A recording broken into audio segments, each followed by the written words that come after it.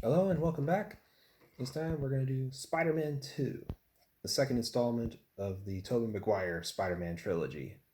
In this one, start off with Peter Parker, and he's a bit on the struggling side. I mean, he's having a hard time maintaining a job, maintaining attending his college classes, and he's having a hard time maintaining his relationship with Mary Jane Watson, along with other people in his life. And yeah, I mean, it's not off to a good start for Peter Parker. And he's struggling too with having his powers as Spider Man as well in this film.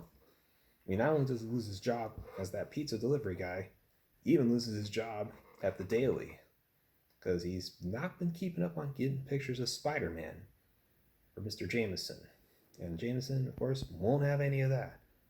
So, yep, you're fired. And as a result, Peter Parker is struggling. And due to that, he can't pay his rent. And the landlord's really keeping a close eye on him because he knows. Not smart. So along the way too, like I mentioned,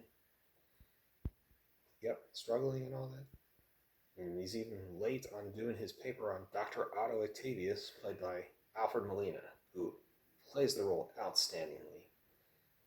And he even takes the time to meet and chat with Peter Parker about his work, what he's doing, and his experimental plan that he's planning to do the next day. To have maintain the power of the sun in the palm of his hand. And it starts off looking promising, but then something completely goes wrong, and all chaotic stuff happens, causing damage. And of course, he even saves Harry Osborn as Spider-Man, and of course, he hasn't forgotten that Spider-Man was there when his father, Norman Osborn, was killed, and he's still vouching to kill Spider-Man. And to this point, though, hasn't yet done it, but you know he's still thinking it. So along the ways, Peter Parker fails to make it to the play performances of his girlfriend, Mary Jane Watson, who then later decides to go out with another guy, and it turns out the guy happens to be the son of Jonah Jameson, and he's even asked her to marry him. And she says yes.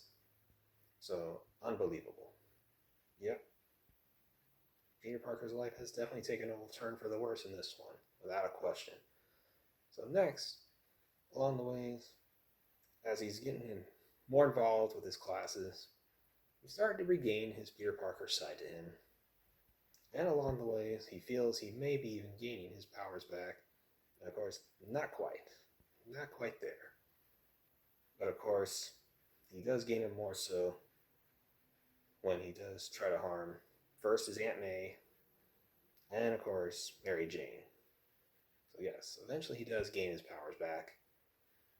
And he comes to the big showdown between him and Dr. Octopus on the train, elevated train, to the point where Spider-Man basically saves the train from falling off the tracks, saving everyone on board.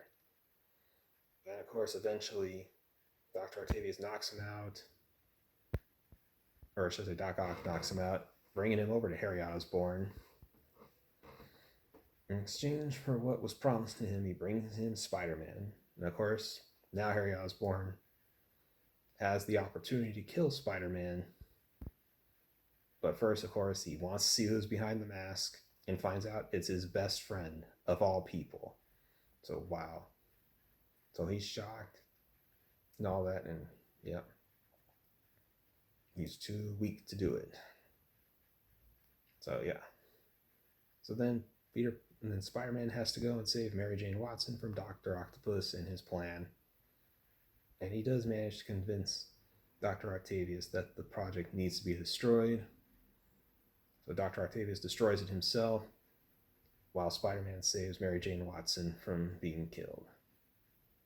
And Spider-Man, of course, explains to Mary Jane Watson why they can't be together. Because he's a hero, and it's just not safe. And yeah. So on the wedding day, groom and everyone there is ready, but where's the bride? The bride apparently left a note saying she can't marry him. Can't marry him, and runs off to go be with Peter Parker. And she doesn't care what danger she'd be in. She just wants to face it with him because she loves him more than anything in the world. And then, of course, at the end, you have Harry Osborn seeing the mirror image of his father, Norman, explaining the truth that now they know the truth of who Peter Parker really is. And, of course, avenge me. And that's where it ends right there. So overall, very good film.